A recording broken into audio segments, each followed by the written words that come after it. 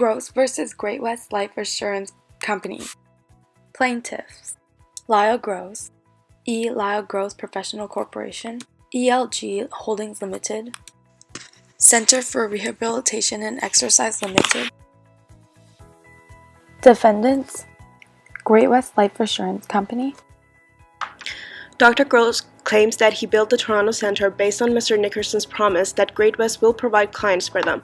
In their meeting, he stated that they will not have a problem filling their centre with 40 patients. Dr. Gross and his partners had plans to build a clinic in Vancouver based on the success of their Edmonton centre.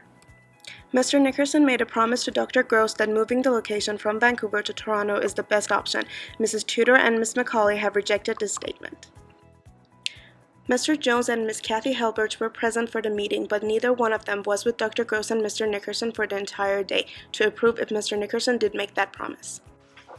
Based on Mr. Nickerson's argument that both parties will benefit from this decision and that they had worked together before, Dr. Gross didn't doubt him. There was evidence that indicated Mr. Nickerson's staff did not share his views that the Toronto clinic was needed and that Great West Life could fill it and/or provide substantial referrals. Nickerson did not consult with the persons in Great West Life's Toronto office to see whether his impression that Toronto had a problem with disability claims had anything to do with the lack of rehabilitative facilities in the Toronto area. The Toronto clinic suffered financial losses because it had insufficient revenues, which would not have happened if they were sent through referrals. The only claim is for the actual out-of-pocket expenses, resulting in the negligence of the defendant, not for any lost profits that might have been earned from a full clinic. By closing the Toronto clinic when they did, the plaintiffs mitigated any further losses as it was their duty. Providing the letter for Dr. Gross to present to the bank for financing, Mr. Nickerson understood that it was a commitment letter on behalf of Great West Life to assist Dr. Gross. His letter was so strongly worded that Mr. Harrison, an employee at the bank, stated that in his 30 years of banking, he does not recall ever seeing such a strongly worded letter of commitment from a major corporation.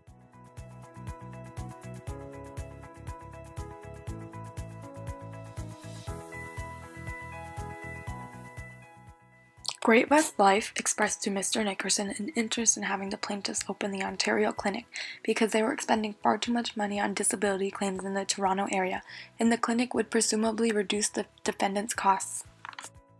Mr. Nickerson was the disability claims manager, and accordingly he had, or ought to have had, the specialized skill and knowledge required in order to reduce its expenses in this area.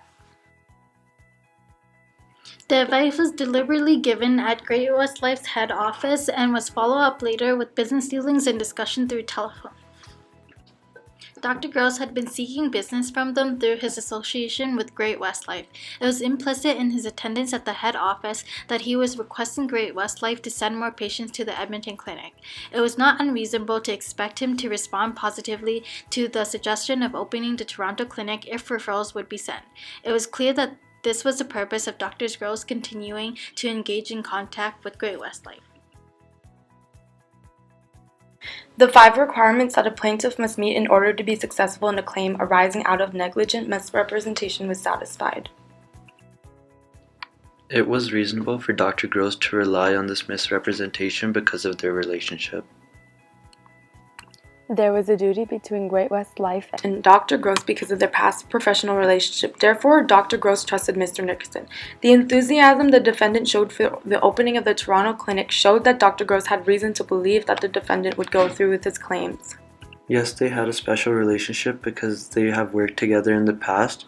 They had an ongoing professional relationship and mutually trusted each other.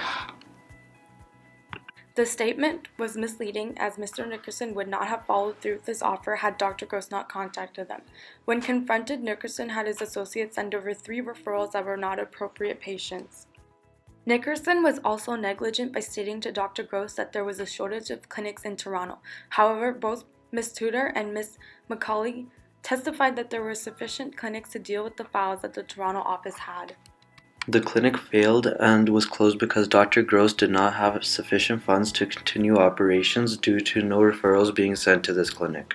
The law states that if the plaintiff seeking damages for negligent misrepresentation is entitled to be put in a position he or she would have been if the misrepresentation was never made.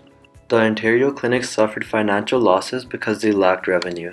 This would not have been the case if Mr. Nickerson had sent the referrals that he had promised to send. The judge accepted Mr. Smith's calculation and assesses the loss at a total of $680,333, not including prejudgment interest. The judge ruled in favor of the plaintiff, Dr. Gross, because Mr. Nickerson and therefore Great West Life was negligent in making a misrepresentation, and Mr. Nickerson chose not to correct that misimpression when he could clearly see that Dr. Gross was relying on the statement. He reinforced that misrepresentation with a strong written commitment forwarded to Mr. Harrison.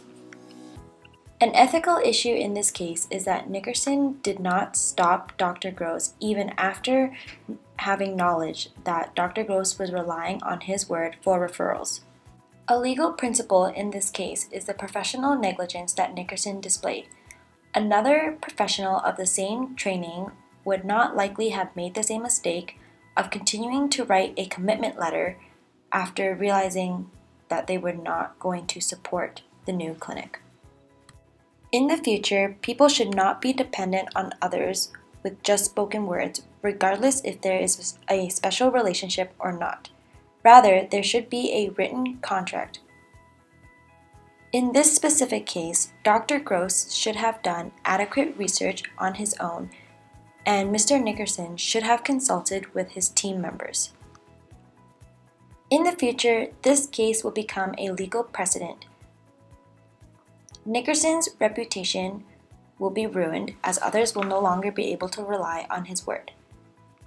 Because of this poor financial decision, Dr. Gross will have to refinance his remaining clinics and decide whether or not he will want to rebuild, whether that be in Vancouver or somewhere else.